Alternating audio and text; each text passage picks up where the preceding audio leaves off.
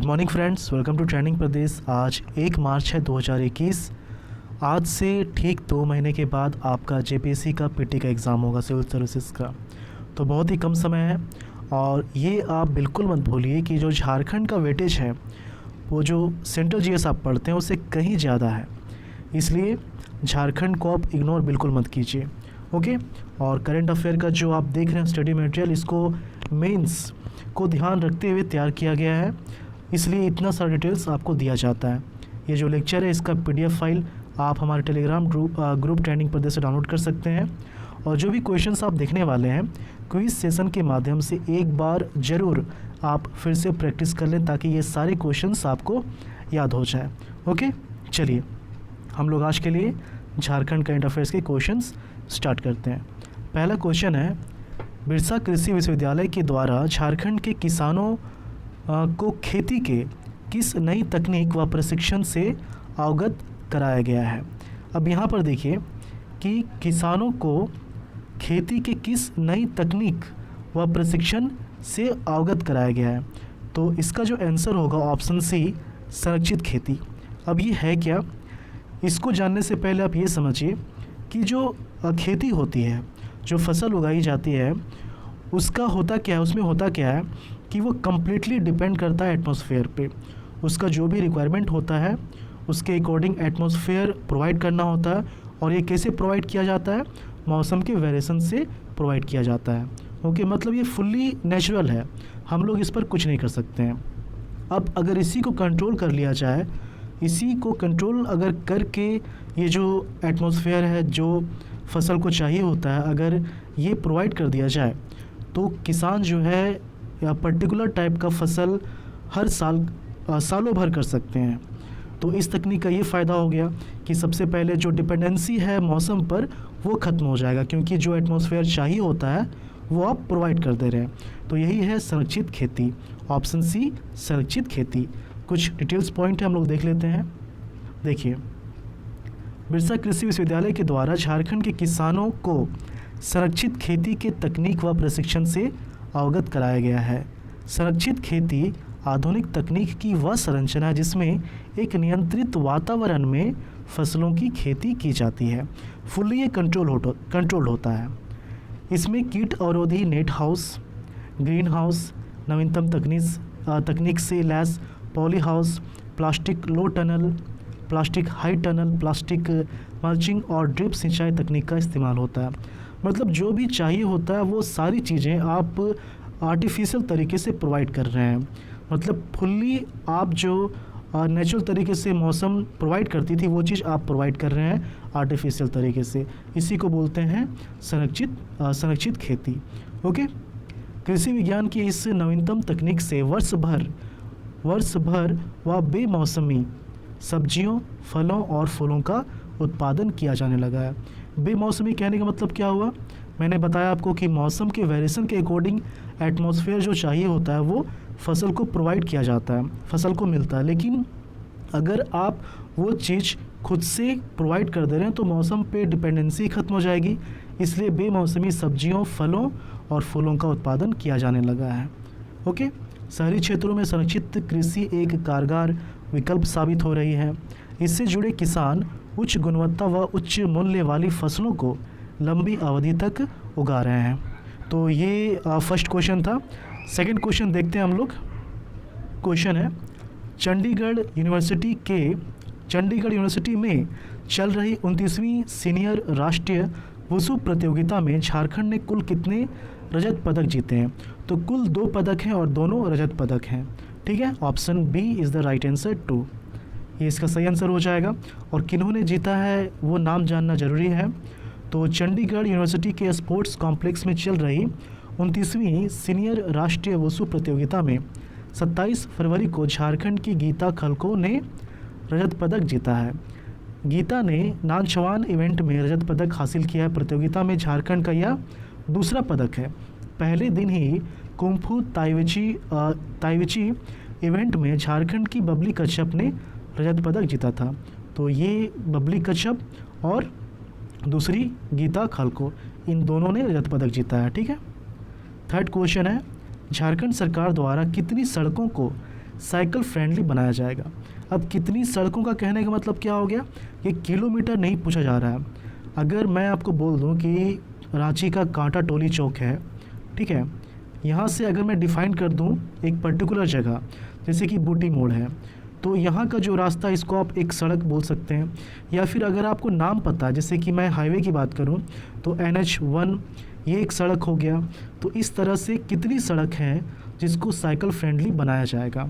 तो अभी क्या है, इसके लिए पायलट प्रोजेक्ट पर रांची को चुना गया है और रांची की जो 3 सड़क हैं उसको चुना गया है, ठीक है। ऑप्शन डी इसका सही आंसर हो जाएगा। अब ये 3 सड़क कौन कौन है और इसमें होगा क्या, साइकिल फ्रेंडली कहने का मतलब ये बिल्कुल नहीं है कि वो रोड सिर्फ साइकिल के लिए यूज़ किया जाएगा। साइकिल फ्रेंडली कहने का मतलब ये है कि जो साइकिल चलाएगा उसके लिए जो भी सुविधा चाहिए होती है, किसी भी तरह की दिक्कत ना हो, वो वहाँ पर प्रोवाइड किया जाएगा। सबसे पहले जैसे कि जो रोड है, अगर छोटे छोटे अगर गड्ढे हैं तो जो बड़े चक्के वाले गाड़ी हैं उनको दिक्कत नहीं होगी, लेकिन साइकिल में तो छोटी टायर होती है, तो पतली टायर होती है, इसमें दिक्कत हो सकती है। तो ये जो गड्ढे हैं, छोटे गड्ढे हैं, इसको भरा जाएगा, ठीक है। फिर पार्किंग की सुविधा दी जाएगी साइकिल वाले को। एडवर्टाइजमेंट किया जाएगा कि साइकिल जो है आपको रिस्पेक्ट देना है। रिस्पेक्ट देने का मतलब साइड देना है, इज्जत, रिस्पेक्ट देने का मतलब यही हो गया कि साइड देना है, उसको जो है डिस्टर्ब नहीं करना है, यही सारी चीज़ें हो गई, ठीक है। तो कुछ डिटेल्स हम लोग देख लेते हैं यहाँ पर। इसका ऑप्शन डी सही आंसर हो जाएगा। रांची की 3 सड़कें हैं, कौन कौन सी। स्टार्टिंग देखिए, स्टार्टिंग बिरसा चौक से है, ठीक है। बिरसा चौक से एक हो गया प्रोजेक्ट भवन, दूसरा राजेंद्र चौक और तीसरा कांके रोड। कांके रोड जाने के बहुत रास्ते हैं, वाया हरमू बाईपास, ये वाला रास्ता। तो ये जो 3 सड़क हैं, तो इसको साइकिल फ्रेंडली बनाने की योजना बनाई गई है।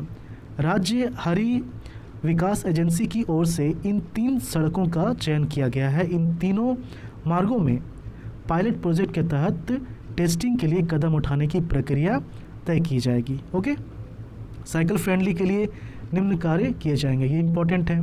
देखिए, सड़कों के पॉट होल्स को भरा जाएगा, साइकिल पार्किंग की जगह आरक्षित की जाएंगी, यानी कि उस स्थान पर साइकिल के अलावा कोई और व्हीकल पार्क नहीं किया जाएगा।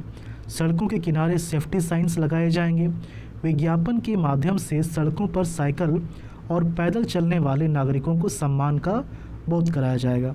तो ये काफ़ी बढ़िया कदम है गवर्नमेंट के थ्रू, क्योंकि जितनी कम गाड़ियाँ चलेंगी उतना ही शहर कम प्रदूषित होगा, और जो कि फ्यूचर के लिए काफ़ी अच्छा साबित हो सकता है। 4th क्वेश्चन देखते हैं। 4th क्वेश्चन है, भारत नेट परियोजना के तहत झारखंड के कितने पंचायतों में नेटवर्क व्यवस्था शुरू की जाएगी। यहाँ पर देखिए 2-3 क्वेश्चन आपका कंप्लीट हो जाएगा। पहला तो ये हो गया कि टोटल ब्लॉक्स कितने हैं, आप यहाँ देख सकते हैं 264। अगर यहाँ पर वैसे क्वेश्चन में पंचायत के बारे में पूछा जा रहा है, अगर क्वेश्चन में होता ब्लॉक्स के बारे में, तो सभी ब्लॉक्स में इस योजना के तहत जो है नेटवर्क व्यवस्था शुरू की जाएगी। तो दूसरा क्वेश्चन हो गया कि कितनी ब्लॉक में, तो सभी मतलब कि 264 ब्लॉक में। 2 क्वेश्चन हो गया, ओके। और तीसरा यहाँ पर ये जो क्वेश्चन है पंचायत, तो कितनी पंचायत में, तो देखिए यहाँ पर 94 पंचायत में जो है नेटवर्क सुविधा उपलब्ध कराई जाएगी। और इसमें भी क्या, इसमें भी 61 में ऑलरेडी जो केबल है, केबल कनेक्शन वो लगाया जा चुका है। अब जो बच गए हैं उसको मार्च में कंप्लीट कर दिया जाएगा। इसके बाद BSNL नेटवर्क का यूज़ किया जाएगा ब्रॉडबैंड के लिए। अब यहाँ पर ये होगा कि पंचायत का जो डिजिटल वाला काम होता है ये सभी प्रज्ञा केंद्र से होते हैं, तो थोड़ी डिपेंडेंसी जो है वो कम हो जाएगी प्रज्ञा केंद्र पर पंचायत के लिए। ओके, कुछ पॉइंट्स हम लोग देख लेते हैं यहाँ पर। भारत नेट परियोजना के तहत फाइबर ऑप्टिकल केबल से सभी प्रखंडों मतलब कि 264, ओके। तो इसके साथ साथ 94 पंचायतों में नेटवर्क व्यवस्था शुरू की जाएगी। अभी तक 61 पंचायतों को फाइबर ऑप्टिकल केबल से जोड़ने का कार्य पूरा किया जा चुका है। मार्च तक शेष पंचायतों में कार्य पूर्ण करने का लक्ष्य रखा गया है। ओके, इसमें क्या है कि पंचायत स्तर तक BSNL ब्रॉडबैंड कनेक्शन से नेटवर्क मिल सकेगा। ऑनलाइन कार्यों का निष्पादन अपनी पंचायत के पंचायत भवन से ही करा सकेंगे लोग। इसके लिए प्रज्ञा केंद्र जाने की आवश्यकता नहीं है, इसलिए यहाँ पर लिख दिया गया ये पॉइंट कि डिपेंडेंसी थोड़ी कम हो जाएगी प्रज्ञा केंद्र पर। 5वां क्वेश्चन है, राज्य गठन के बाद अब तक कितने बार झारखंड सरकार के द्वारा सिकिंग फंड में निवेश किया जा चुका है? तो ऐसा फर्स्ट टाइम है कि सिकिंग फंड पर निवेश किया जा रहा है। तो ऑप्शन ए एक हो जाएगा इसका आंसर। ऐसा क्यों किया जा रहा है? आपने देखा कि जो कोरोना काल बीता है, लगभग बीत ही गया है, तो इसमें क्या है कि अर्थव्यवस्था की क्या हालत हुई थी आप सभी जानते हैं। हालांकि कुछ स्टेट ने फंड रहते हुए भी बोला कि फ़ंड नहीं है, किसी के पास रियली में फ़ंड नहीं था। तो ऐसा सिचुएशन फिर से क्रिएट ना हो, इसके लिए फ़ंड को एक रिज़र्व मोड में डाला जा रहा है ताकि ज़रूरत पड़ने पर उसको फिर से यूज़ किया जा सके। ठीक है, यही है सिकिंग फंड। ऑप्शन ए 1 इसका राइट आंसर हो जाएगा। देखिए, राज्य गठन के बाद अब पहली बार झारखंड सरकार के द्वारा सिकिंग फंड में निवेश करने का निर्णय लिया गया है। कोरोना जैसे बुरे दिन आने से पहले ही आर्थिक तैयारी की जुगत में झारखंड सरकार ने सिकिंग फंड में 303 करोड़ रुपए निवेश किया है। यह आगामी सरकारों को भी आर्थिक संकट के पार पाने में मदद करेगा। 2021 से 22 में भी 470 करोड़ रुपए सिकिंग फंड के तहत रिजर्व बैंक में डालने की योजना बनाई गई है। अभी ये जो है ऑलरेडी ये कर दिया गया है और इसकी भी योजना है, 470 करोड़ की भी योजना है। किसी आपदा या विशेष संकट के कारण खजाना, जो सरकारी खजाना है, खाली होने, देखिए यहाँ पर खाली, देखिए होता क्या है कि इतना सारा पॉइंट है तो इसको लिखने में कहीं ना कहीं एरर हो ही जाता है। तो थोड़ी बहुत आप मात्रा या फिर कैरेक्टर में जो शब्द हैं, अक्षर हैं, उसमें आप एरर देख पाएंगे। लेकिन जो लोग लेक्चर देख रहे हैं उसको कहीं भी दिक्कत नहीं होगी। जो लोग नहीं देख रहे हैं, डायरेक्ट PDF फाइल देखते हैं, तो उनको थोड़ी बहुत दिक्कत हो सकती है। ओके, तो इतना एरर आप इग्नोर कर सकते हैं। तो सरकारी खजाना खाली होने और राजस्व वसूली के दूसरे उपाय वही होने की स्थिति में राज्य सरकार इस फंड से पैसा निकालकर आर्थिक राहत के इंतजाम करेगी। ओके, चलिए 6th क्वेश्चन देखते हैं। 27 फरवरी को सरला बिरला विश्वविद्यालय ने किस संस्थान के साथ MOU किया है? तो ये जो है option D, MSME technology centre Jamshedpur के साथ MOU किया गया है। ओके, सरला बिरला विश्वविद्यालय व MSME टेक्नोलॉजी सेंटर जमशेदपुर के बीच 27 फरवरी को करार हुआ है। इसके तहत दोनों संस्थाओं के छात्रों के बीच आपसी शैक्षणिक आदान प्रदान, कौशल वर्धन, तकनीक का आदान प्रदान व उद्यमी बनने के गुर आदि के अवसरों को उपलब्ध कराया जाएगा। 7वां क्वेश्चन है, प्रधानमंत्री मातृ वंदना योजना के तहत राज्य सरकार कितने बच्चों का खर्च वहन करेगी? देखिए, ये जो योजना है प्रधानमंत्री मातृ वंदना योजना, इसके तहत क्या है कि हर परिवार में एक बच्चे का खर्च सेंट्रल गवर्नमेंट उठाती थी, लेकिन अब क्या है कि 1 से 2 हो गया है। ऑप्शन बी 2 इसका राइट आंसर हो जाएगा। लेकिन सेंट्रल गवर्नमेंट तो एक ही बच्चे का खर्च उठा रही है, तो ये जो दूसरा बच्चा है, जो एक्स्ट्रा बर्डन आया, ये राज्य सरकार उठाएगी। ओके, तो यहाँ पर प्रधानमंत्री मातृ वंदना योजना के तहत राज्य सरकार कितने बच्चों का खर्च, अच्छा यहाँ पर देखिए थोड़ा सा क्लियर कर लीजिए, ये नहीं होगा। राज्य सरकार कितने बच्चों का खर्च वहन करेगी, यहाँ पर राज्य सरकार है। अगर क्वेश्चन ये रहता कि प्रधानमंत्री मातृ वंदना योजना के तहत कितने बच्चों का खर्च वहन किया जाएगा, तो फिर ऑप्शन बी हो जाता, ठीक है। लेकिन यहाँ पर राज्य सरकार मेंशन किया गया है, तो राज्य सरकार जैसे ही मेंशन किया जाएगा तो ऑप्शन ए इसका राइट आंसर हो जाएगा, ठीक है। कंफ्यूज नहीं करना है, क्योंकि एक बच्चे का खर्च जो है ये भारत सरकार उठाएगी और एक बच्चे का खर्च जो है ये झारखंड सरकार उठाएगी, ठीक है। आप कन्फ्यूज़न नहीं होना चाहिए, तो इसलिए ऑप्शन ए जो है इसका राइट आंसर हो जाएगा। ओके, प्रधानमंत्री मातृ वंदना योजना के तहत झारखंड में 2 बच्चों को लाभ दिया जाएगा।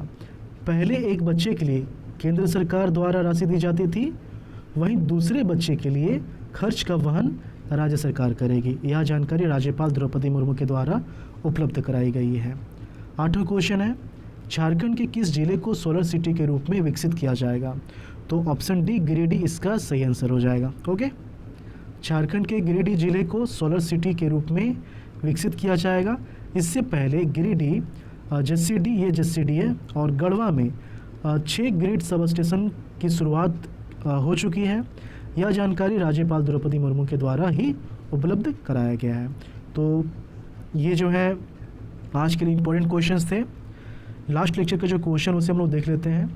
झारखंड राज्य यूनिवर्सल पेंशन योजना के तहत अब झारखंड की कितने उम्र की विधवा और दिव्यांग को पेंशन दिया जाएगा? तो ऑप्शन में क्या था, 18, 50, 60। उम्र की कोई बाध्यता नहीं है, तो ये इसका सही आंसर हो जाएगा, उम्र की कोई बाध्यता नहीं है। बहुत से लोग गलत आंसर दे रहे थे, अब समय नहीं है गलत आंसर देने का, इसलिए मैं बोलता हूँ कि जो लेक्चर इसको आप देखिए, आपका कितना समय जाएगा, 10-15 मिनट जाएगा। लेक्चर को देखिए और शाम को जो क्विज़ ऑर्गेनाइज कराया जाता है उस क्विज़ को आप अटेम्प्ट कीजिए, दोनों ही कंपलसरी है। आप सोचेंगे कि जिस क्वेश्चन को हमने लेक्चर के माध्यम से देख लिया है उसको फिर से क्विज़ के माध्यम से क्यों प्रैक्टिस करें, ताकि आपको ये सारे क्वेश्चन याद हो जाए। ओके, और पीडीएफ फाइल आपको दे ही दिया जाता है ताकि फ्यूचर में आप रिवीजन कर पाएँ। तो छोड़ना नहीं है, क्विज़ सेशन और पीडीएफ जो मिलता है, मतलब टेलीग्राम से जुड़े रहना है, यूट्यूब और टेलीग्राम दोनों से। ओके, कुछ डिटेल्स हम लोग देख लेते हैं यहाँ पर। झारखंड राज्य यूनिवर्सल पेंशन योजना के तहत अब झारखंड की हर उम्र की विधवा और दिव्यांग को पेंशन दिया जाएगा। महिला बाल विकास और समाज कल्याण विभाग ने इसका प्रस्ताव तैयार कर मुख्यमंत्री हेमंत सोरेन को सहमति के लिए भेजा है। इसमें विधवा और दिव्यांग की कोई उम्र सीमा नहीं होगी, जबकि वैसे बुजुर्गों जिन्हें किसी भी तरह का पेंशन नहीं मिल रहा है उन्हें भी इसका लाभ दिया जाएगा। इन्हें हर महीने 200 से 300 रुपये की राशि दी जाएगी। ओके, आज के लिए आपका क्वेश्चन है, एनिमल एक्सचेंज प्रोग्राम के तहत झारखंड के बिरसा जैविक उद्यान में कौन सा जानवर लाया गया है? शुतुरमुर्ग, भेड़िया, लोमड़ी या फिर बाघ? आप अपना आंसर कमेंट के थ्रू बताएं और इसी तरह से आप हमारे साथ जुड़े रहें। आपके जो लाइक्स होते हैं, आपके जो कमेंट्स होते हैं, वो हमें काफ़ी मोटिवेट करते हैं। ओके, चलिए मिलते हैं झारखंड के अगले वीडियो में। धन्यवाद।